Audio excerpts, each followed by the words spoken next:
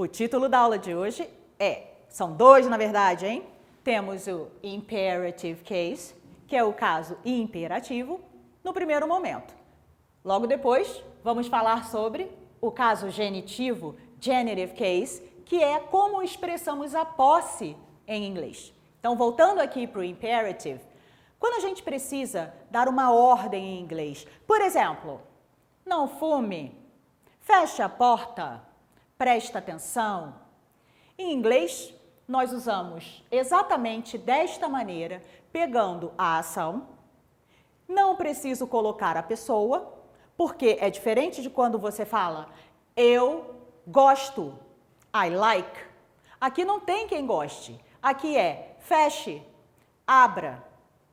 Quando eu digo, por exemplo, close the door, please. Feche a porta, por favor. Você não precisa ter a pessoa, tá vendo? Você já entra direto com a ação. Como a gente fala em português mesmo. No caso de pare, stop, stop smoking, pare de fumar.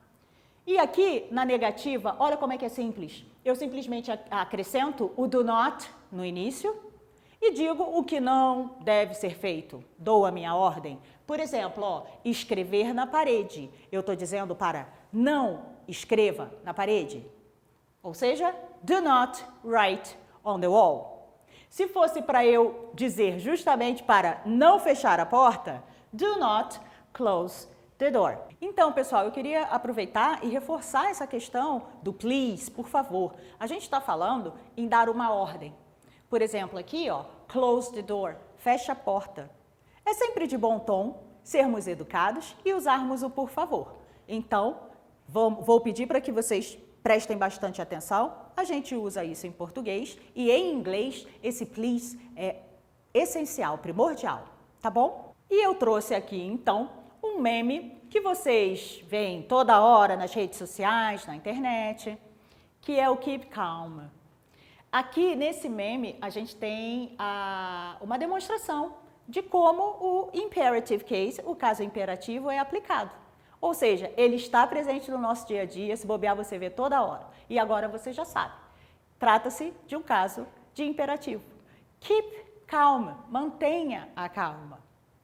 E, na forma negativa, do not scream, não grite. Tá vendo como a teoria se encaixa na sua vida? Ela está presente na sua vida? E agora, então, vamos passar para o caso genitivo, genitive case, que nada mais é que a posse em inglês. Como expressar a posse? Como dizer que algo é de alguém? A regra geral é, nós colocamos um apóstrofe e o S junto ao nome, após o nome da pessoa e a coisa. Por exemplo, eu quero dizer que a casa é do Paul. Então, eu digo Paul, boto o meu apóstrofe S, Paul's house. O celular é da Maggie. Então, Maggie, apóstrofe S, cell phone. E aí eu chamo a atenção para essa grafia de cell phone, que ela pode ser desta maneira, de acordo com o inglês americano, que a gente diz American English, ou pode ser juntinho, sem esse espaço, formando uma palavra apenas, que aí é a grafia comum no inglês britânico, que a gente também se refere a ele como British English, tá bom? Essa é a regra geral. Nós temos também alguns casinhos especiais. Boy, menino.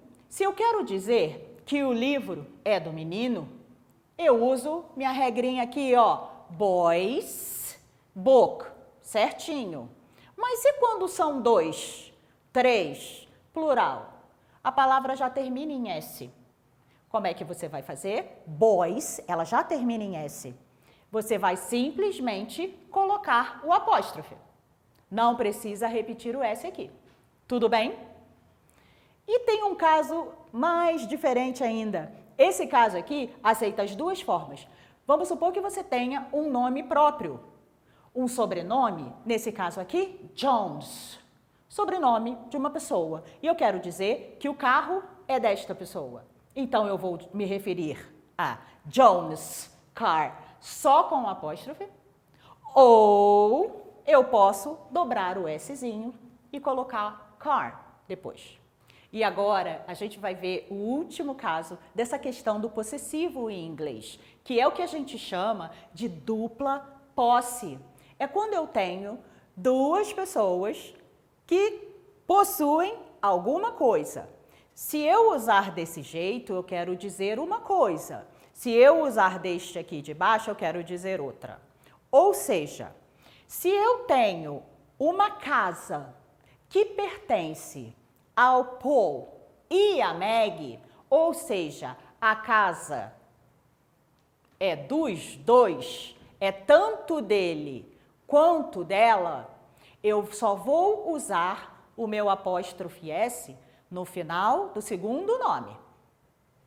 Agora, se o Paul tem uma casa e a Maggie tem outra, aí eu vou usar o apóstrofe nos dois, porque eu tenho Paul's and Maggie's house. Entenderam a diferença?